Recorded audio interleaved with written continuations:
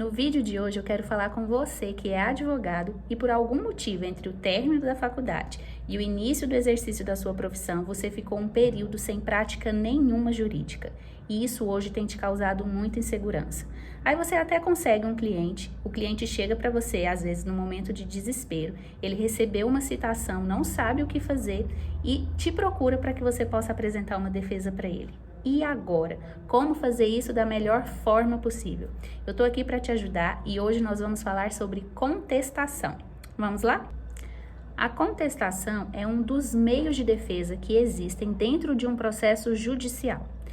E a contestação tem uma frase que diz o seguinte: a contestação é para o réu o que a inicial é para o autor. E ela traz um significado muito grande, e é isso que eu quero que você tenha em mente a partir de agora. É no momento da contestação que você tem que trazer todos os fatos, toda a versão dos fatos do seu cliente, juntamente com toda a documentação que sustenta essa versão dos fatos. Se você não fizer isso nesse momento, haverá uma preclusão, ou seja, vai haver a perda do direito que você teria para poder fazer isso nesse momento processual. É o famoso fale agora ou cale-se para sempre. Quanto aos documentos, até há a possibilidade de você juntar os documentos em um momento posterior. Mas isso só é possível se você conseguir comprovar a impossibilidade de ter feito isso no momento da contestação.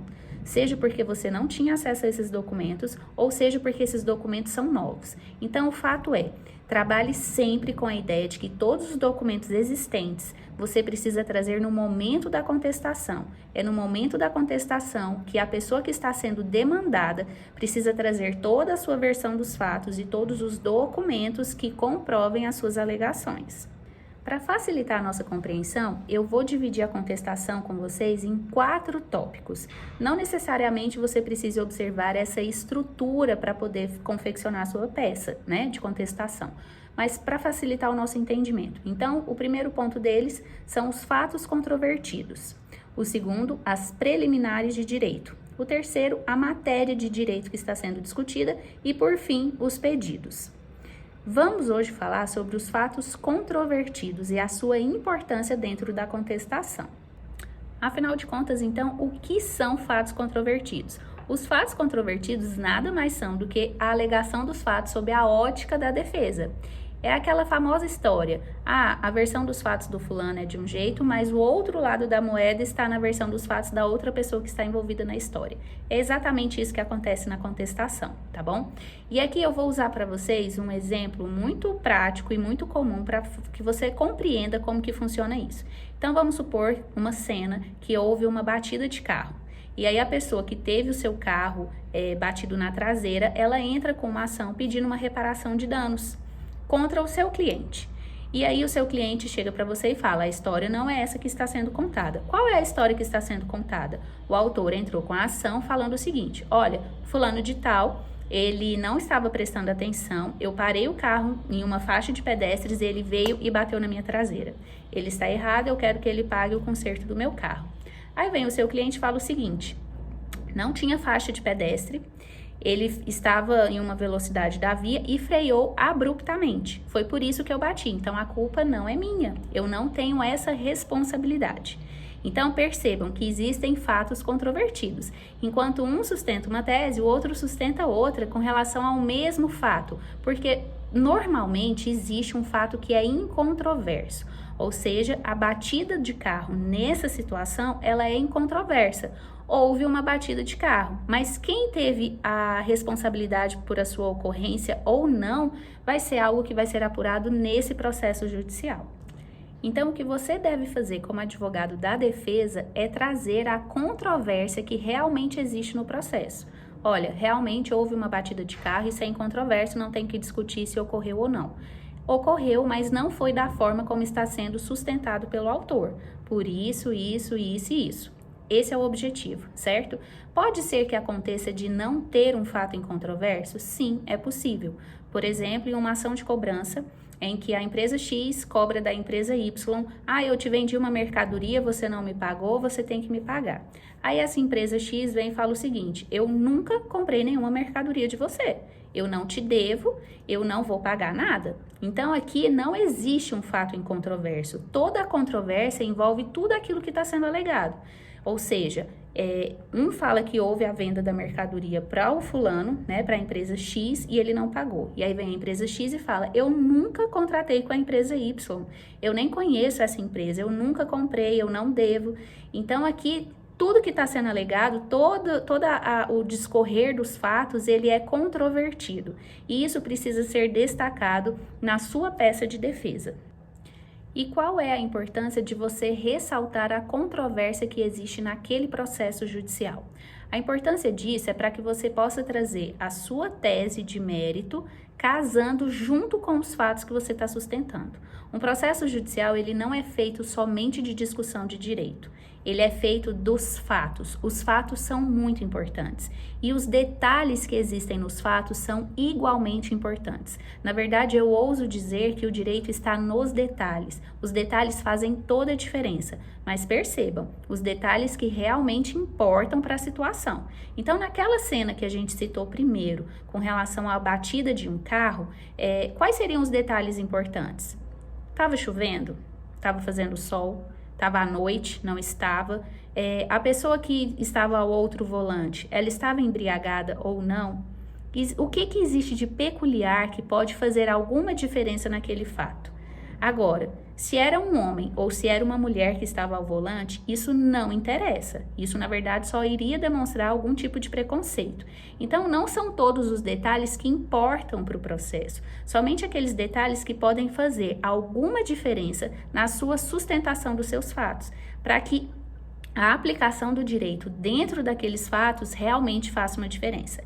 Então, aqui eu vou dar uma dica para vocês também de como pensar nesses fatos para trazer a importância da controvérsia, para você conseguir enxergar qual é a controvérsia mais relevante, quais são os detalhes mais relevantes para que você possa trazer e ter uma defesa que realmente chame a atenção do julgador.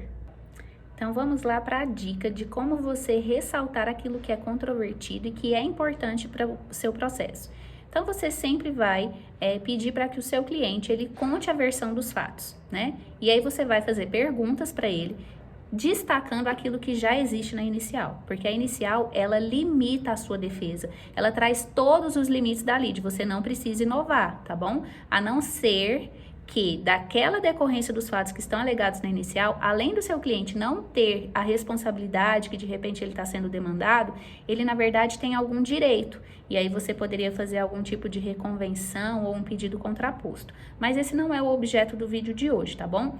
Mas através de perguntas você vai conseguir extrair o melhor e tudo que você vai precisar para poder fazer a sua defesa.